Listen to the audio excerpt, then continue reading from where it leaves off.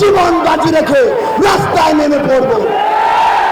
যখন প্রয়োজন হবে ফ্যাসিস্ট শেখ হাসিনার মতো যে কোনো ফ্যাসিস্টের রাজপথ থেকে দেশ ছাড়া করব।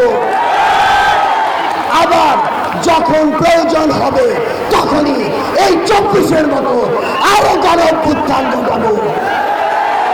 কিন্তু আরেকটি জিনিস মনে রাখতে হবে, এই তরুণ সমাজকে যোগ্য হয়ে যদি গড়ে উঠতে হয় তাহলে সবার আগে যে জিনিসটি প্রয়োজন সেটি হচ্ছে এই তরুণ সমাজকে সুশিক্ষায়, স্বশিক্ষায়, মেধাবী, দক্ষ তরুণ সমাজ হিসেবে গড়ে তোলা।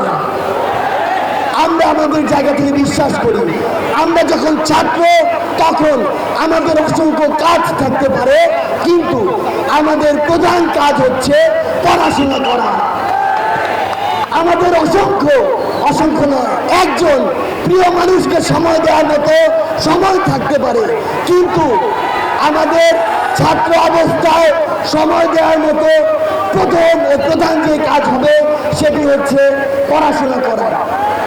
একটি জিনিস শুনতে খারাপ লাগলেও এটাই সত্য, আপনি কতটুকু আপনার ভিতরে আলো রয়েছে, আপনার ইন্টেলেকচুয়াল ক্যাপাবিলিটি কতটা স্ট্রং, আপনার ভিতরের যে অন্তর্নিহিত দক্ষতা ও যোগ্যতা সেটি কতটি মজবুত, সেটি বোঝার জন্য আপনার সাথে 5 মিনিট কথা বলাই যথেষ্ট।